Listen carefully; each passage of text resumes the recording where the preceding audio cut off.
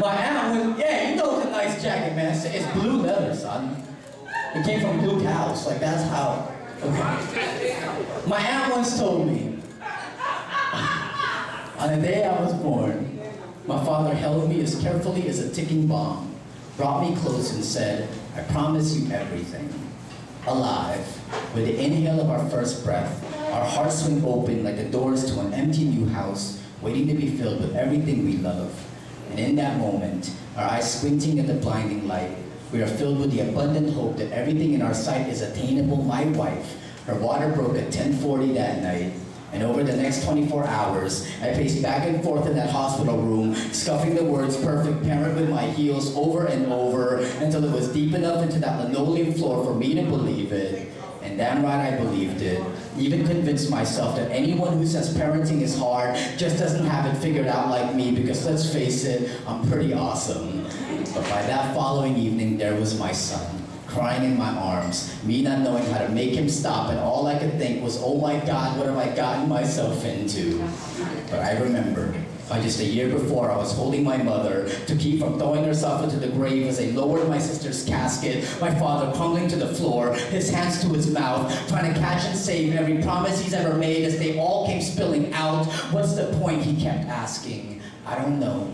All I know is from ashes we come and to ashes we return, and we've been struggling since the womb, pushed out into a world that looks at us with thoughts of eating us alive. It was cancer that almost ate me alive, so I learned how to write poems on my palms, clench inside my fist to keep death at bay, 3 minutes and 10 seconds at a time. But sometimes I let them write themselves past the margins and into my fingers, so I'll always remember to count my blessings. And I'm counting my blessings, even the ones that hurt, the ones that carve tattoos deep into my bones. How beautiful the way pain turns into art that manages to survive, because one day my son will have carvings of his own and I'll have to teach him, look, the hurt we sometimes feel is just this life's way of adorning us from the inside. So search for me from the inside. All is come and gone. How I lost my first child to a miscarriage, how I lost my sister to a headache, how I lost a testicle to a cancer that says it's likely I will never have children. So yeah, the world can call me a loser, but today I hold a son who giggles every time I say the word statistics.